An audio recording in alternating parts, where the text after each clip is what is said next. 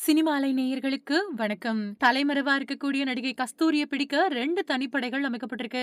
தெலுங்கு பேசக்கூடிய மக்கள அவதூறா பேசின புகார்ல நடிகை கஸ்தூரி மேல மறுபடியும் வழக்கு பதியப்பட்டிருக்கு. நடிகை கஸ்தூரி முன்ஜாமீன் கேட்டு உயர்நீதிமன்ற மதுரை கிளையில மனு தாக்கல் பண்ணிருக்காங்க.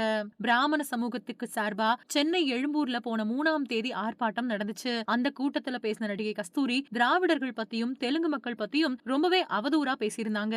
குறிப்பா தெலுங்கு மக்கள் பத்தி நடிகை கஸ்தூரி பேசின கருத்தானது தெலுங்கு அமைப்புகள் இடையில ரொம்ப பெரிய கொந்தளிப்பை ஏற்படுத்துச்சு. அதுக்கப்புறமா நடிகை கஸ்தூரிக்கு எதிரா பலரும் கண்டனம் தெரிவிச்சிட்டு வந்தாங்க. இதைத் தொடர்ந்து நடிகை கஸ்தூரி தான் பேசின பேச்சுக்கு வருத்தம் தெரிவித்து அறிக்கையும் வெளியிட்டிருந்தாங்க. ஆனாலும் பல மாவட்டங்கள்ல அவங்க மேல புகார் அளிக்கப்பட்டு வழக்கு பதிவும் செய்யப்பட்டுச்சு. இப்ப அவங்க தலைமறைவா இருக்காங்க. இந்த நிலையில மதுரை திருநகர்ல நாயுடு மகாஜன சங்கம் கொடுத்த புகார்ல கஸ்தூரி மேல 6 பிரிவுகள்ல வழக்கு பதியப்பட்டிருக்கு. இந்த வழக்குல தனக்கு முன்ஜாமீன் கேட்டு கஸ்தூரி உயர்நீதிமன்ற மதுரை அமர்வுல மனு ஒண்ண தாக்கல் பண்ணிருக்காங்க.